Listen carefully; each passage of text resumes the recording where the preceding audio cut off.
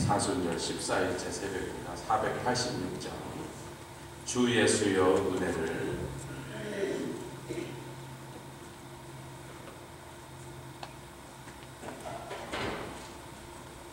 찬송 486장. 주 예수여 은혜를 내려주사 고충 많게 하옵소서. 이 줄이고 목마른 나의 맘에 주 성령을 부으소. 2절 주 예수여 주 예수여 죄에서 풀어주사 날 정결케 하옵소서. 이 세상의 유혹이 나의 맘에 틈 못하게 하옵소서. 486장입니다. 주 예수여 충만한 은혜 내 영혼에 부으소서.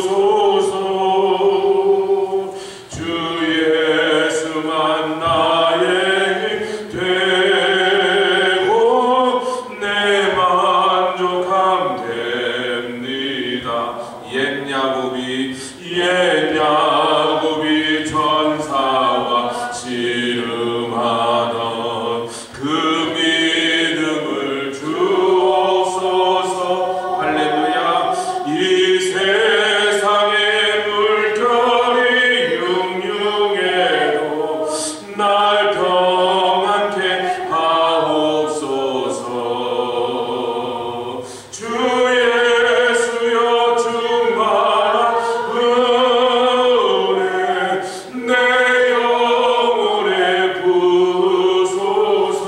주 예수만 나의 힘, 주 예수만 나의 힘 되고 내 만족함 됩니다. 주 예수여 완전한 주의 사랑 나 믿기를 원합니다. 그 사랑이 내 맘에 충만하여 날 기쁘게 하옵소서. 아멘.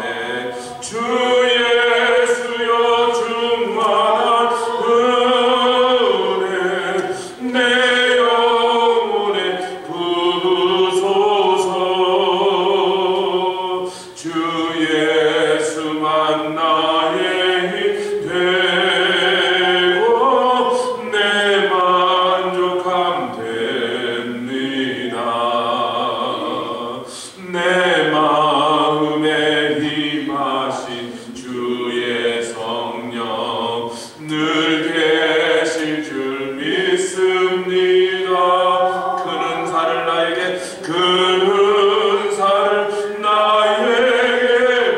부어주사 주 섬기게 하옵소서. 주 예수여 충만한 은혜 내 영혼에 부으소서. 주 예수만 나의 힘 되고 내 만족함 됩니다. 아멘. 주님 감사합니다. 오늘도 충만한 은혜 부어주실 줄 믿습니다. 그 은혜가 얼마나 귀하고 좋은지, 다른 거 부족함이 있어도 그 은혜만 넘친다면 다 살 수 있습니다.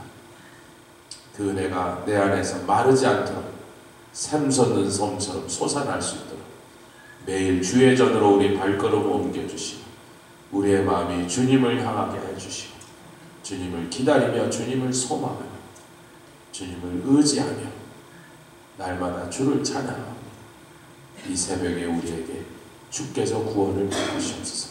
새벽에 내가 너를 도우리라 하셔서 오늘 나를 도와주시고 우리에게 새 힘을 주시고 세상을 이길 믿음과 모든 것들을 우리를 괴롭히고 방해하고 묶어버리는 결박들을 다 끊어버릴 수 있는 권세를 우리에게 더하여 주시어서 오늘도 승리케 하여 주시옵소서. 감사드리고 예수 그리스도의 귀하심으로 기도드렸사옵나이다. 아멘. 할렐루야. 오늘 누가복음 12장 15절로 21절, 누가복음 12장 15절로 21절입니다.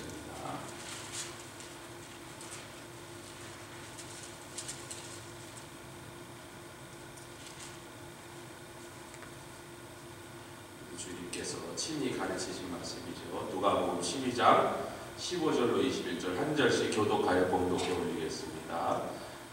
저희에게 이르시되 삼가 모든 탐심을 물리치라. 사람의 생명이 그 소유에 넉넉한 데 있지 아니하리라 하시고, 또 비유로 저희에게 일러 가라사대 한 부자가 그 밭에 소출이 풍성하매 심중에 생각하여 가로되 내가 곡식 쌓아둘 곳이 없으니 어찌할꼬 하고, 또 가로되 내가 이렇게 하리라. 내 곡간을 헐고 더 크게 짓고 내 모든 곡식과 물건을 거기 쌓아두리라. 또 내가 내 영혼에게 이르되 영혼아 여러 해 쓸 물건을 많이 쌓아두었으니 평안히 쉬고 먹고 마시고 즐거워하라 하리라 하되, 하나님은 이르시되 어리석은 자여 오늘 밤에 내 영혼을 도로 찾으리니 그러면 내 예비한 것이 네 것이 되겠느냐 하셔서 21절 자기를 위하여 재물을 쌓아두고 하나님께 대하여 부여치 못한 자가 이와 같으니라. 아멘.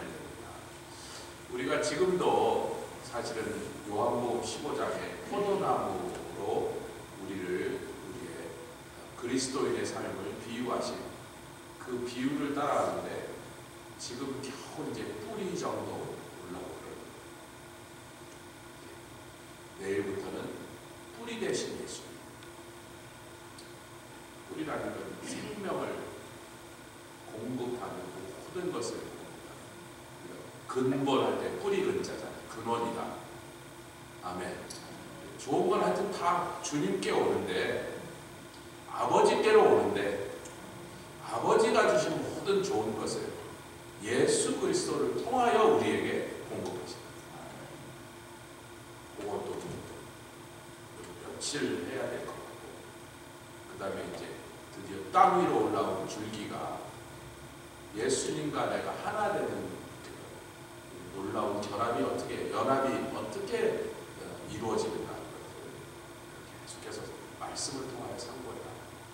이제 그 기둥이 가지가 되고, 근데 포도나무는 가지가 전부 줄기야.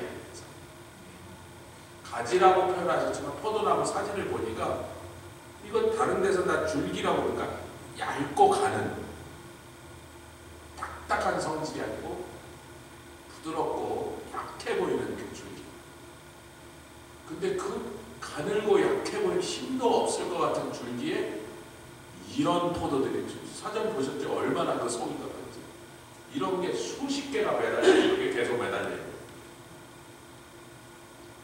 근데 좀 그러려면 또 이파리가 나오니까, 이파리는 뭐냐, 줄기는 뭐냐, 열매는 뭐냐, 뭐 이런 것들을 우리가 한 주 한 주 살펴나가는데, 근데 이제 씨 뿌리는 비하서, 왜 씨가 심겨야 뭔 일이 발생하니까 씨 뿌리는 비하서는 농부도 완벽하시고 하나님이시니까. 아멘. 아버지가 농부라 했으니까 농부는 절대로 농부 탓에 열매가 안 맺리는 짓은 없는 농부고, 씨앗도 예수 그리스도 복음의 씨앗이니 하나님의 말씀 진리의 씨앗이니 씨앗에 결함이 있을 리는 없고, 풍성한 열매를 못 맺었다면 틀림없이 그 밭에 문제가 있다. 근데 그 밭은 사람의 속사람, 심령이다. 마음밭에 떨어지니까.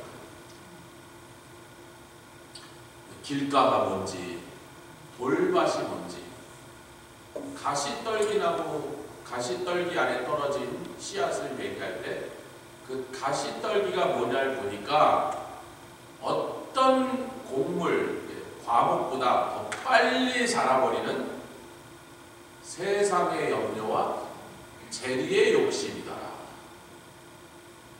근데 그 둘은 사실 같은 뿌리더라는 거죠. 먹을 게 없을까 염려하는 마음이 나중에 먹을 게 많아도 이거 잔뜩 쌓아놔야 안심이 된다. 아이고 내일 없으면 어떡하지 그 걱정을 오늘 먼저 하거든. 있을 때 빨리 쟁겨놓자. 한국 옛날에 제가 어렸을 때 어른들이 그래요. 교회 권사님들이 다 노인들이니까 노인들 얘기를 제가 많이 듣는 거예요. 그냥 우리 집 앞에 막 교회 휴게실 같은 게 옛날에는 없으니까 툭 하면 우리 집에 몰려와서 좀 뜨뜻한 안방에 막 주일날 예배 끝나면 목사님 집이고 완전 뜨뜻한 데가 거기밖에 없으니까 교회는 불 안 떼니까 막 권사님들이 비비고 와서 막 여러 가지 핑계를 대고 막 거기 앉아서 아랫목에 막 차지하고 앉아있으면 우리 쫓겨나는데 옆방으로 가요. 그분들이 그러는 거예요. 그래도 겨울 오기 전에 김장 해놓고 몇백 포기 김장에 연탄 한 500장 들여놓고 된장, 고추장, 간장 쌀 한 가마니만 들여놓으면 겨울 한 석 달 날 거 다 준비 끝났어요. 마음이 든다. 연탄 500장 들으면 그냥 등이 땄을 때 아직 안 돼도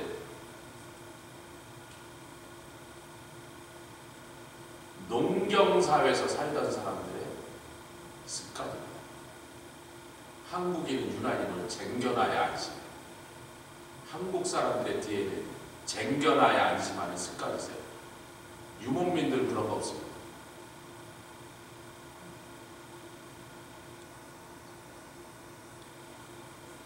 유목민은요, 여러분 몽고의 음식에는요 야채라는 게 없어요. 야채가 자라진 않아요.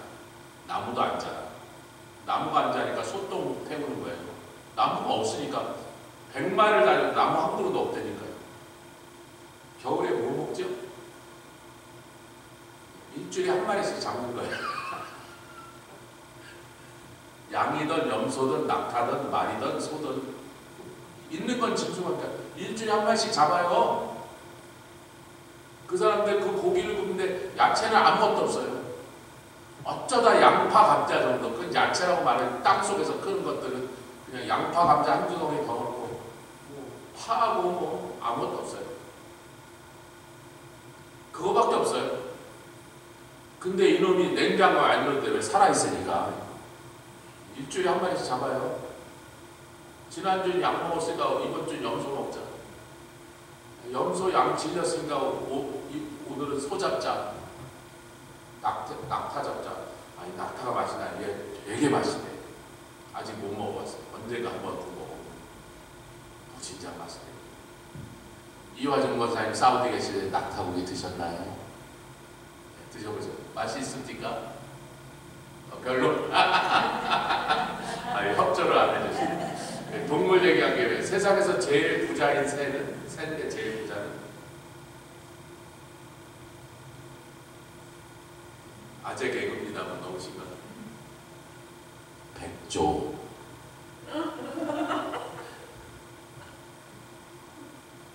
재산이 백조.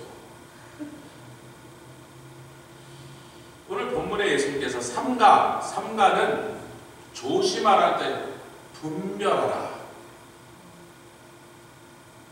탐심을 물리치라 잘 노려봐라. 내가 혹시라도 자꾸 쌓아둬야 안심하는 이 망조에 망할 그런 마음이 네 속에 자꾸 생겨나는지를 조심해라 그랬어요.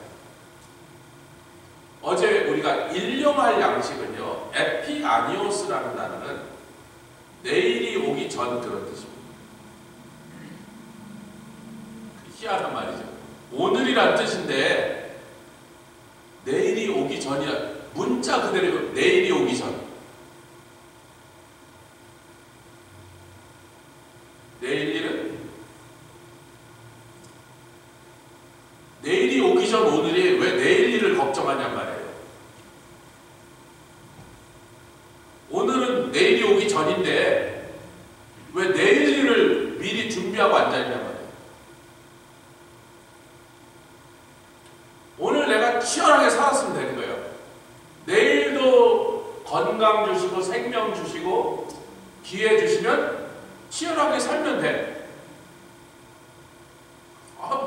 문제예요. 사람은요, 치열하게 살 때가 더 안전하고요, 치열하게 살 때가 더 건강하고요. 아멘을 안 하셔서 이제 할 수 없이 한다. 치열하게 살 때가 더 행복하고요. 여러분, 자녀들에게 재산을 많이 물려주면요, 영적으로 보겠습니다. 모든 인간은 이집트에서 죄악된 세상에서 죄악의 그 압제 밑에서 신음하다가 그 신음의 소리를 듣고 하나님이 아브라함과의 언약을 기억하사 구원을 베푸시는 것을 체험하는 게 거듭나는 과정입니다. 아멘. 여러분, 꼭 사업이 망해서 사업 망하고 깜빵에 들어다 부도나서 빗장에다가 쪽쪽 도망다니다가 예수 만났다 이런 간증만 듣다가 사람이 자꾸 왜 그러면 예수 잘 믿으려면 먼저 한번 망해야 되는구나, 예수를 제대로 만나려면 암병에 걸려야 이런 간증을 제가 조심하라 그랬어요. 저는요 그런 거 없었습니다. 성승장구 잘 나가고 있는데 세상이 내 것처럼 움켜쥐는 그렇게 돈을 벌고 있는데 걱정은 하나도 없는데 제 안에 예수님이 찾아오시니까 제 안에 죄에 대한, 내가 죄인이구나, 이 죄가 나를 망치고 죽이는 것이구나. 아멘. 사람은 그걸 통하여 하나님을 찾는 거예요. 창세기 4장에 가인이 아벨을 죽이고 셋째 아들을 주셨는데 이름이 셋이에요. 넷째에서는 넷일 텐데 셋째니까 셋이에요. 셋이 아들을 낳았어요. 아담과 하와가 첫 번째 손자를 본 겁니다. 그 손자 이름을 에노스, 인간은 결국은 죽을 운명이다, 그 뜻이거든요. 그랬더니 비로소 내 죄가 그렇게 지을 때는 가볍게 쉽게 지었던 죄가 대대로 사망이라는 저주를 내가 이 자식한테 물려주고 있구나, 이것을 깨달은 아담이 하나님 앞에서 내 죄가 어찌하여 나는 그런 죄를 지었을까, 그리고 내 죄로 인하여 왜 얘까지 고통을 당하고 얘까지 죽어야 될 운명으로 태어났을까요? 그때 비로소 하나님, 전능자, 구원자, 여호와의 이름을 부르기 시작했다는 거예요.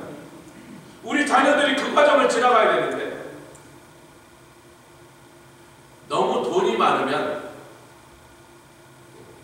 편하고 안락한 일상을 막 집도 사주고 막 재산도 주고 막 집 필요한 거 다 부모가 준비해주면 그 과정을 들어가기가 굉장히 힘들게 만들어요. 홍해를 6월절 어린 양의 피와 홍해를 건너는 사건이 있어야 비로소 하나님의 자녀가 돼요. 그걸 어렵게 만들지 마. 그 다음에 광야 생활을 해. 거기서 뭘 배우라고? 하나님 앞에서 자신을 낮춘 겸손을 배우고, 그 겸손은 뭐예요? 동시에 43,800번 동안 만나를 주실 때마다 나를 밥을 주시는 분은 누군가? 아멘? 걔도 어떻게 하면 살아요? 나 밥 주는 주인이 누구냐만 확실히 알면요 절대로 죽지 않습니다. 아니, 저희가 아침에 일어나서 제일 먼저 초롱이 밥을 주거든요. 우리 먹기 전에 초롱이 밥을 먼저 준다고. 장로님도 여우 밥 먼저 주시죠. 당신 밥은 안 드셔도 여우 밥은 안 입고 주시잖아요. 옛날에 찰리밥 먼저 드리셨으니까 본인 먼저 드시고 찰리밥 주셨어요. 찰리부터 먼저 드세요. 걔도요 자기 밥 주는 주인 손을 안 물어. 왜? 이분이 내 생명이, 내 모든 것이 이분한테 걸려있는 거예요. 광야에서 배운 게 그거예요. 우리 자녀들이 그걸 못 배우고 우리 아버지가 준 재산, 엄마가 물려준 걸로 나는 그렇게 사는 거야. 그럼 망하는 거예요. 나의 모든 것을 공급하신 하나님, 나의 모든 공급은 하나님께로부터 온다는 것을 걔가 배워야 사는 거예요.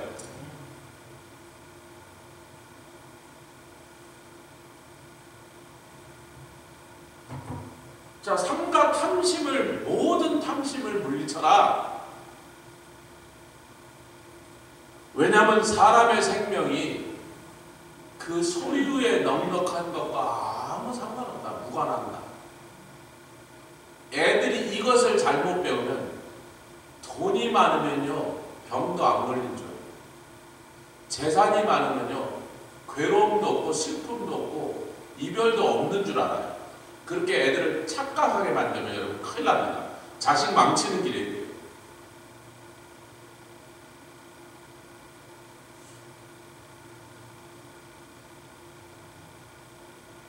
나이가 드는 자식을 너무 쓸데없이 보호하는 것은 애들을 괴롭게 살도록 만드는 길입니다. 백업 하세요. 네가 견뎌보고 네가 당해라. 아, 왜 아멘들 안 하시고 눈만 때려때려. 걔네들이 늙어서 고통스럽게 사는 길을 자꾸 열어줘요. 어려서 겪을수록 좁아요. 많이 겪을수록 강해집니다. 자기가 할 수 있는 건 절대로 제가 대신해 주지 않습니다. 네가 해. 찬영이가 간 이후로 우리 집 쓰레기 누가 버릴까?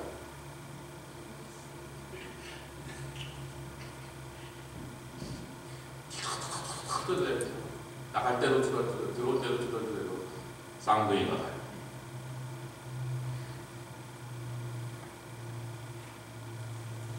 그러면서 예수님이 요거를 좀 잘 이해하라고 비유를 베푸시는 거예요. 쉬운 내용이죠. 이런 일들이 비일비재하고 우리 주변에도 세상 사람들은 다 이렇게 사는 거예요. 많이 쌓아놓자. 연탄 막 3,000장 들어오고 쌀 10가마니 들어오고 김치 1,000포기 담가놓고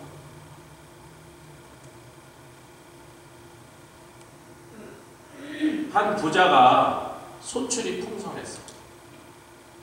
자기가 먹고 입고 쓸 거보다 이상하게 너무 풍년이 들어갔고 막 심은 것마다 그냥 주렁주렁 매달리는데 너무 많아. 도저히 우리 가족이 먹을 그 속도로 이걸 못 끝내게 생겼어요.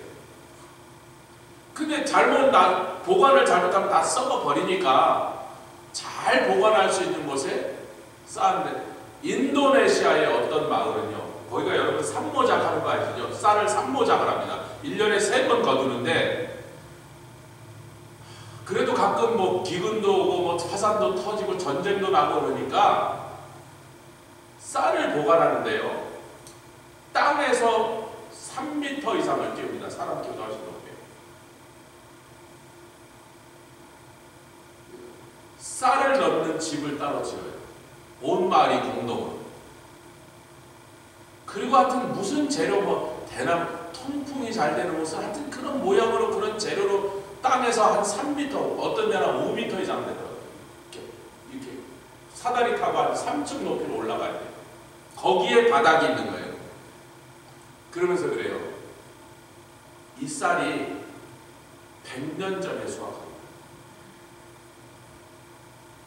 아직도 안 상하고 지금도 꺼내 먹고, 물론 햅쌀처럼 맛있진 않지만 전혀 상하지 않습니다. 그 동네가 밥 먹기 싫을 것 같아. 100년 전에. 그런데 하여튼 그들은 그게 생활의 지혜야. 그게 가능하대. 100년 동안 보관할 수 있어요. 쌀이. 창고를 잘 지으면 이 사람이 창고를 잘 지어야 돼. 이거 아깝게 이거 소출한 이 풍성한 곡식 잘못 보관하면 썩어버려. 곡간도 빚었고, 야, 곡간을 크게 해야겠다. 그래서 하나도 남주지 않고 남한테 절대로 안 주고 내가 다 먹어야지. 3년, 5년, 10년 후까지 다 먹어야지. 그동안 놀면 되는데 내 영혼아, 여러 해 쓸 물건을 많이 쌓아두더니 뭐 하려고 일하니? 평안히 먹고 쉬고 마시고 즐거워하자. 여러분, 지금 이 부자가 한 말 중에 범죄 같은 악한 일이 뭐가 있어요? 법에 벗어나고 도의에 벗어나고 사람 사는 법도에 벗어난 게 어디 있어요? 하나도 없잖아요. 나쁜 짓이 하나도 없잖아요. 근데 하나님 앞에서는 무서운 범죄입니다. 뭐예요? 하나님의 원리를 향하여 도전하는 거. 하나님을 의지하는 신앙심이 다 빠진. 근데 그해 유난히 소출을 많이 주셔서 태풍을 만나도록 큰 풍년을 만나도록 해주신 분은 누구예요? 하나님은 자기에게 필요한 것보다 훨씬 더 많은 재산을 주셨는데 자기가 쓸 수 있는 그 양보다 너무 많은 무엇을 복을 주셨는데 그 복을 주시는 하나님이 왜 나에게 이렇게 많이 주셨을까는 전혀 관계없고 이렇게 많이 쌓아놨으니 이제 놀고 먹자. 아니 내가 번 돈으로 내가 놀고 먹겠다는데 니네들이 뭔 상관이야? 뭐가 문제인데? 아니 이게 세상 사람들의 풍조 아니에요?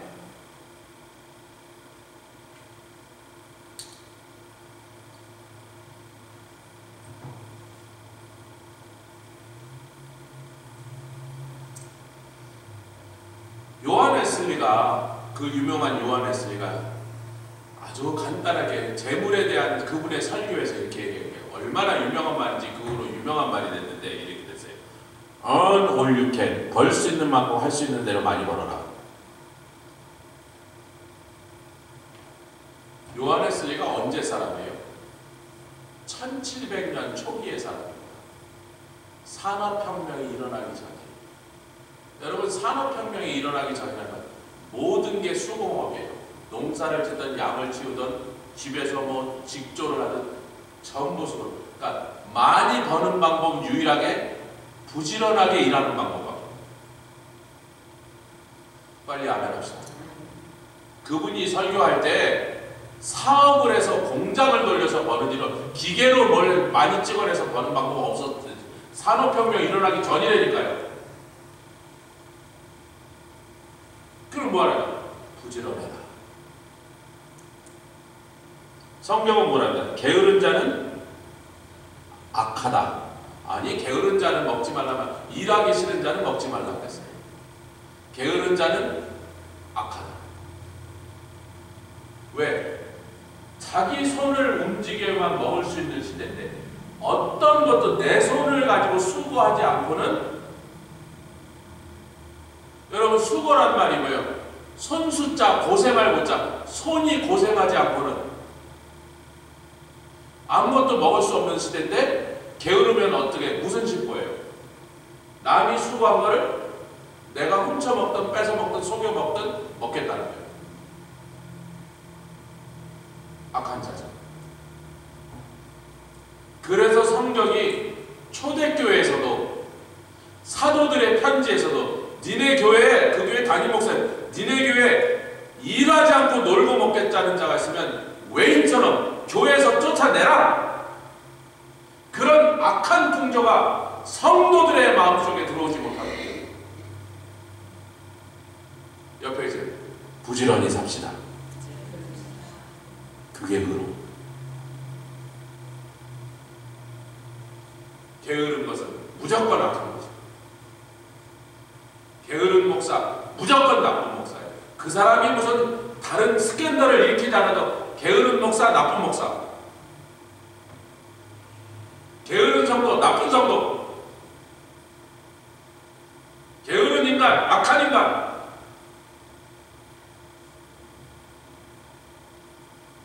옆에 계신 분들 그걸 이제 좋게 표현하면 그렇게 부정적인 단어가 아니라 긍정적으로 할 수 있는 대로 많이 봅시다. 손이 더 고생합시다.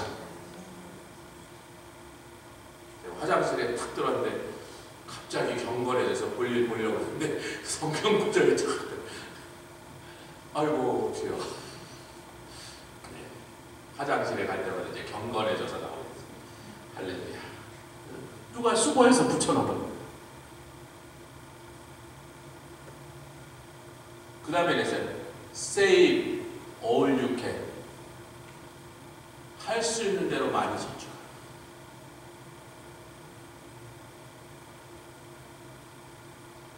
허비하지 말라는 거예요. 낭비하지 말라는 거예요. 아멘 합시다.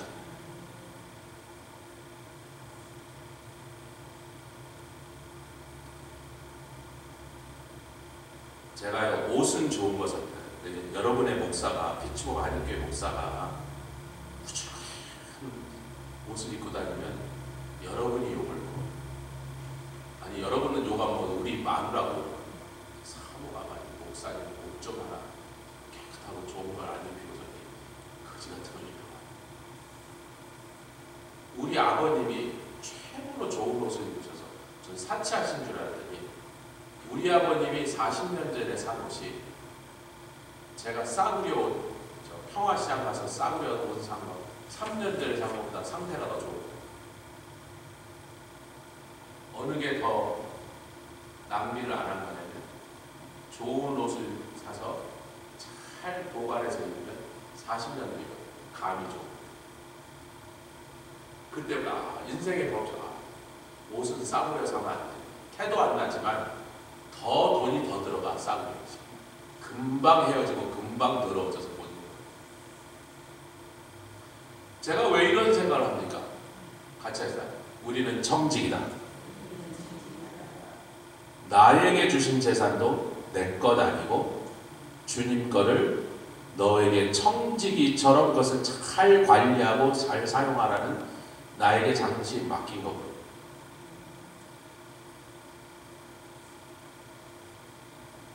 지 거 아닌데 지 거라고 생각하면 악한 거죠. 청지기 같은 자세. 할렐루야. 남는다고 생각하면 내 필요한 것보다 남네 그러면 저축하지 않고 사치를 합니다.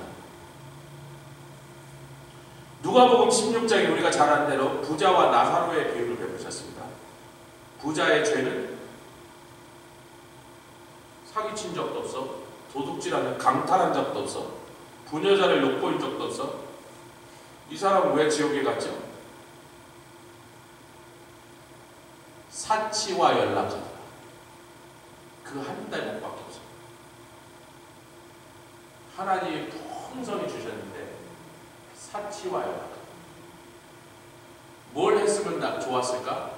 자기 집 앞에서 개들 먹는 상에 떨어진 음식 먹는 나사로를 좀 들어오라 그래갖고 야, 거기서 그 개뼈다귀 먹지 말고 우리 남은 식은 밥이라도 먹으라고 줬으면 그 비유가 완전히 달라졌죠. 자기는 사치하고 연락하느라 남에게는 요만한 배려도 관심도 온정도 베푸지 않아요. 그래서 야고보서 5장 5절에 땅에서 사치하고 연락하는 자들아, 그건 제가 찾겠습니다. 여러분 말씀 그대로 들으세요. 사치하는 게 무슨 죄인데? 죄는 아닌데 악이다. 너희가 땅에서 사치하고 연락하여 도살의 날에 너희 마음을 살찌게 하였도다. 아무리 재산이 많아도 사치하고 연락하는 것은 하나님 앞에서 죽을 이유를 늘리고 있는 것입니다.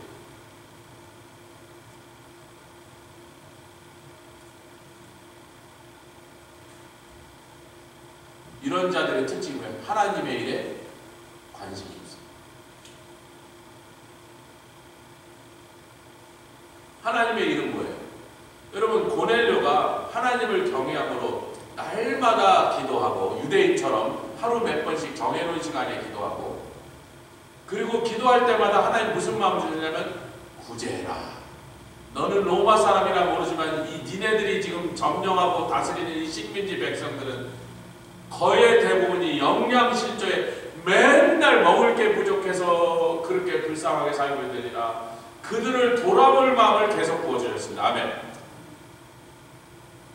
로마인이 엄청난 권력을 가진 로마인이 자기가 밟아 죽여도 찍소리 한번 못할 식민지 백성들에게 노예보다 못한 존재들에게 구제를 했어요.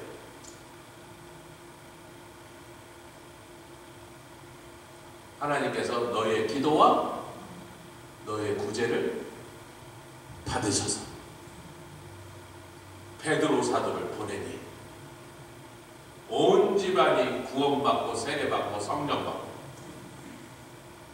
이방인 구원의 첫 포문을 열게 된 가정입니다.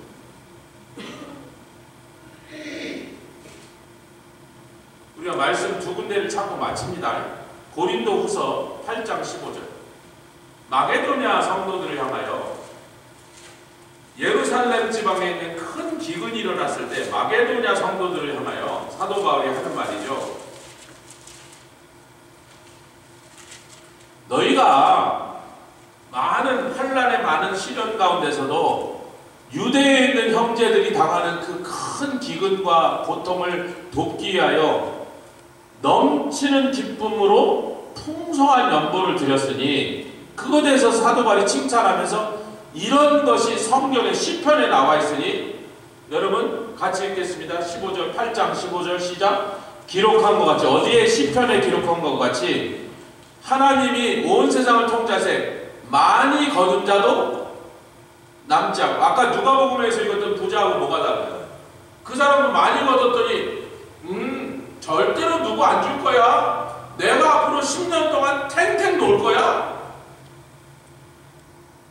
근데 하나님이 온 세상을 통치하신 방법은 그게 아니고 많이 거둔 자도 남지 않고 아니야. 남겨두지 말고 뭐하라? 적게 거둔 자를 먹여라. 그래서 적게 거둔 자도 굶주림과 그 극심한 곤란 속에서 하늘을 향하여 부르죠. 하나님 왜 우리 새끼들은 밥을 줄게 밥이 없습니까? 쌀이 없습니까? 우리 어린 자식들이 굶주려서 몸부림치고 울부짖는데 아무것도 줄 게 없습니까? 그런 소리를 하나님께 울부짖게 하지 마라. 적게 거둔 자도 걱정하지 마라. 내가 많이 준 자들이 도와줄 거니까. 아멘. 하나님이 세상을 통치하는 방법이에요.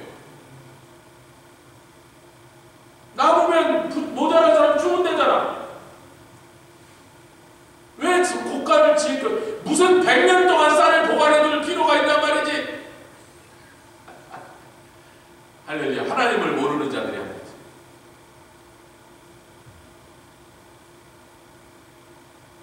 농경사회 사람들, 농경사회에서 자라는 사람들 조심하세요. 한국인들 조심하세요. 한국인들 일단 쟁여놔야 장땡이라고 생각하고 사는 DNA가 있습니다. 미국 사람들은요 놀라운 사람들이 많아요. 할머니 20명인데 교회는 2,000명 들어가는 건데 이게 전기세도 못 낼 텐데 그래도 껐떡없어요.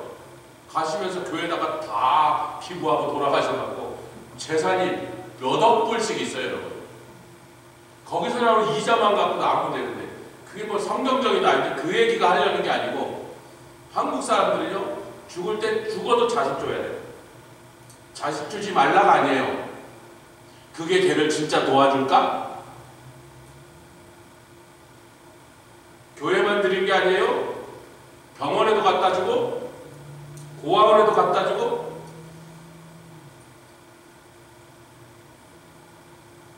이분들은 옛날에 유목민이었나 봐요. 농경사. 하나님이 온 세상을 먹여서 하신 거예요.